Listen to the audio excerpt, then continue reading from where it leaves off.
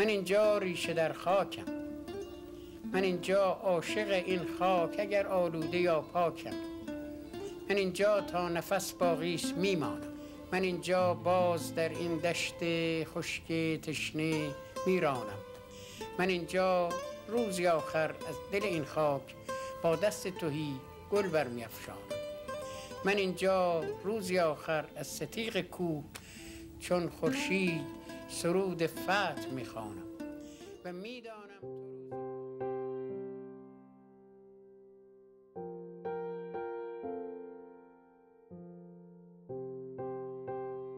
تو پس از استقرار انقلاب اسلامی Following the formation of Iran's Islamic Revolution in 1979, Baha'is were among the first groups to become the subject of harassment and persecution by the government. In parallel with the exclusion of Baha'is from any mention in the constitution and the denial of both their citizens and human rights, the Iranian media encouraged this behavior by publishing a constant flow of reports on the arrest, torture, and execution of prominent Baha'is, including members of the Baha'i institutions. The combined efforts sought to destroy or confiscate Baha'i religious, historic, and cultural sites, Baha'i cemeteries, and Baha'i-owned hospitals and clinics, along with the expulsion of Baha'i teachers, professors, and students from academic institutions, aimed to economically suffocate the Baha'i community. Initial attempts to paralyze the lives of the Baha'is began by seizing the companies that belonged to the Baha'i community, or those that were owned by individual Baha'is. This was followed by the confiscation of properties belonging to Baha'is who had already been executed. We do not know the whereabouts of the confiscated assets and the names of those who benefited financially from their appropriation. But what we do know is that the goal was to marginalize the Baha'i community in an attempt to make it helpless and paralyzed. تا نهایتاً به جامعه‌ای درمانده و فلج شده تبدیل شود.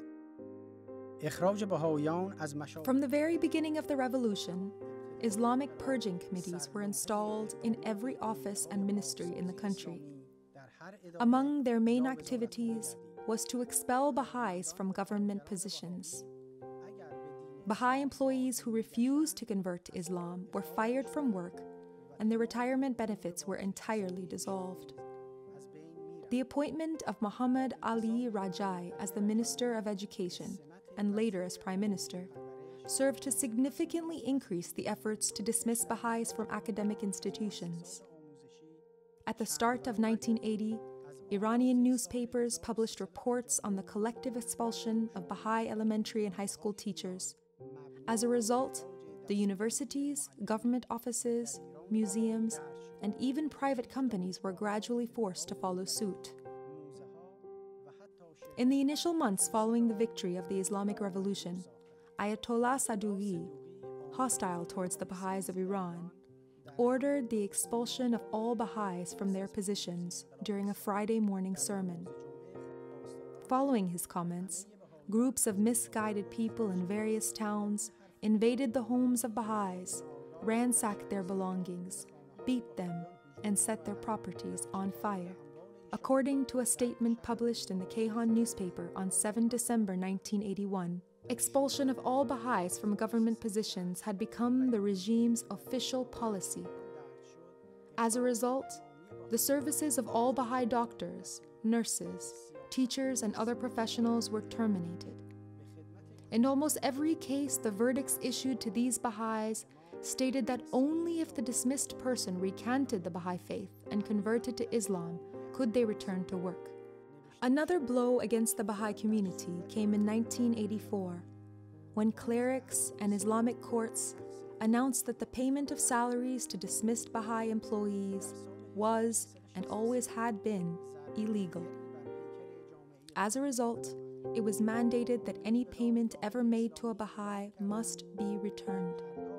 Baha'is were thus summoned to return all the wages and salaries that they had ever earned.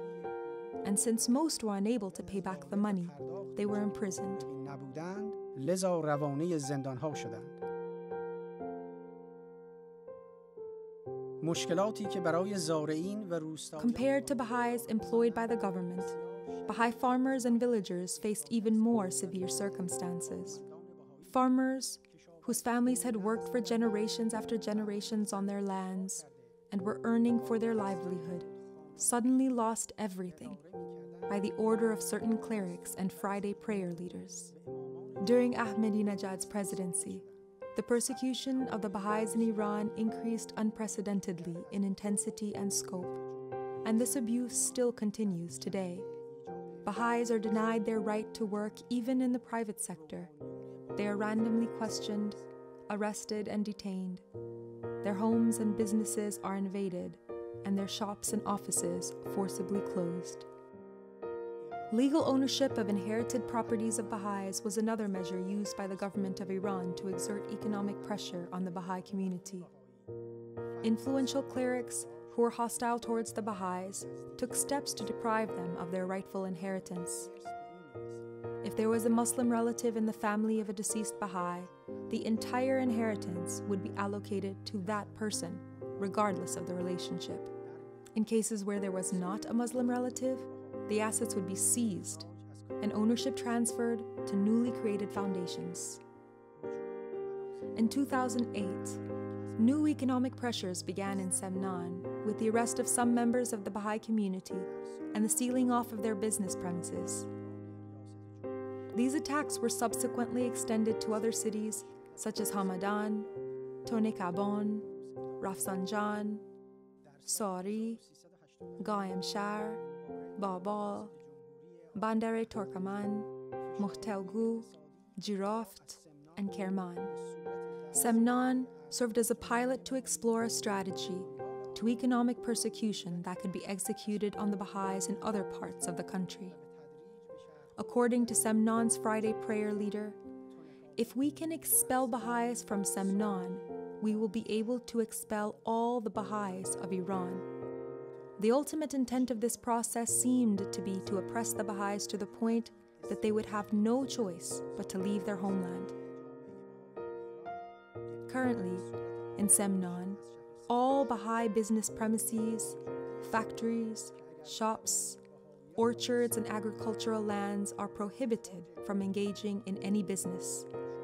Today, Baha'is who used to be factory managers, farmers, businessmen, and successful industrialists, who had previously received the accolades of higher government authorities and even had received letters of appreciation from the Islamic Republic ministries, can hardly survive financially and have resorted to in-house occupations, peacefully refusing to allow this unjust oppression by the authorities to drive them from their native country. In 2014, another strategy was used to seal off the premises of Baha'i businesses on the pretext that the owners had disobeyed the regime by closing their shops to observe a Baha'i holy day. The rationale for these accusations is based on the fact that there are 9 days in a year on which Baha'is could choose to suspend work.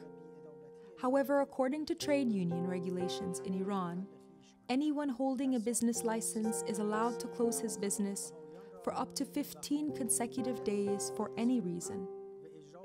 Regardless of this, the 9 Baha'i holy days in question are scattered throughout the year, some of which may even fall on Iran's official public holidays. The Public Places Supervision Office considers the closing of Baha'i business premises on Baha'i holy days to be a disturbance to the foundation of Iran's Islamic Republic and a cause of disruption to public opinion. In addition to the closure of Baha'i businesses in Semnan and Rafsanjan, a great number of businesses have also been forcibly closed in Hamadan, Kerman, and Tonikabon. Simultaneously, in cities such as Sari, Qaimshar, Babal, Babalsar, Muhtelgu, and Nur, the strategy of financial suffocation of Baha'is is being pursued through the temporary and occasional shutting down of shops and the expulsion of music teachers and art students from private practice. For many years, in defense of the rights of its fellow Baha'is of Iran, the Baha'i international community has reached out to human rights organizations, requesting help to defend the rights of the oppressed Baha'is of Iran.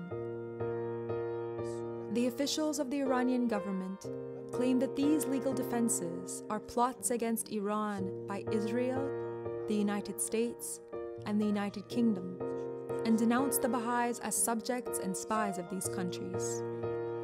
Not a day goes by without the appearance of these baseless lies and insinuations in Iran state's official media. In response to the appeal from international communities for Iran to uphold the rights of its Baha'i citizens, Mr. Javad Larijani, Iran's representative to the Human Rights Organization, has claimed otherwise. داشتن حقوق شهروندی بهائیان این گونه اظهار نظر می‌نماید. اقلیت‌ها و بهائی‌ها خیلی اشاره شد به خصوص کشور اروپایی خیلی اشاره کردن. بهائی اقلیت هستن در ایران.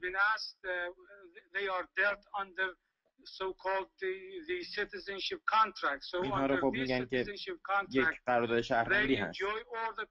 طبق این قرارداد شهروندی اونها تمام مزایای اصلاح شهروندان ایران رو دارن. خیلی ثروتمند هستن، بسیار کارخانه دارن، از نظر اقتصادی بسیار فعال هستن، اساتید دانشگاه دارن، دانشجویانی هستن در دانشگاه، از تمام امکانات رو دارن. حال این دو سوال مطرح است که بهائیان Two key questions arise here. Who are the Baha'is? And how long must thousands of Iranian people be exposed to violence and suppression because of their devotion to this religion? The answer to the first question is that regardless of their belief, Baha'is are people of Iran. These Baha'is are Iranian, and Iran's prosperity is the dearest wish of each and every one of them. Kindness and sincerity are at the heart of the teachings they follow, and they are obligated to treat every nation and race with these qualities, so that a civilization based on peace and tranquility can be established throughout the world, and all humanity can enjoy material and spiritual well-being.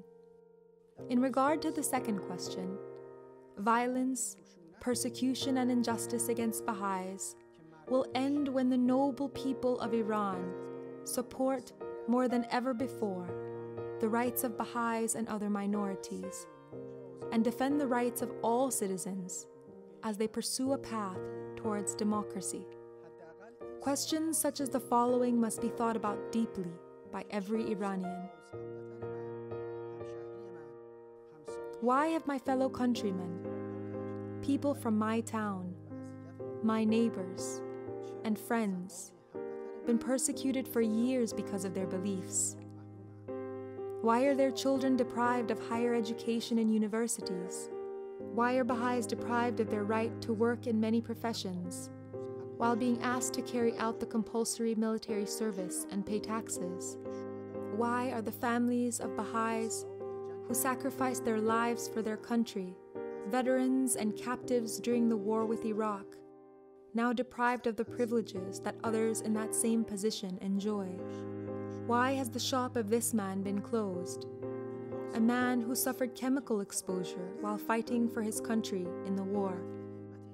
It is questions like these that can inspire a passion and fervor for seeking justice in the heart of every Iranian, whether an ordinary citizen from the general public or a high-ranking statesman.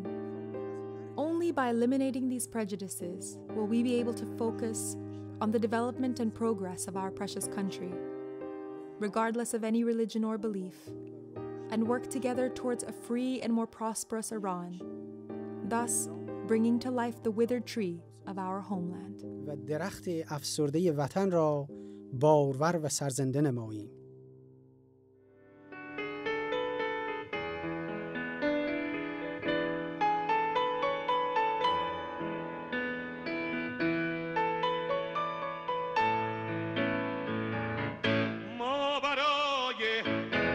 که ایران خانه خوبان شود،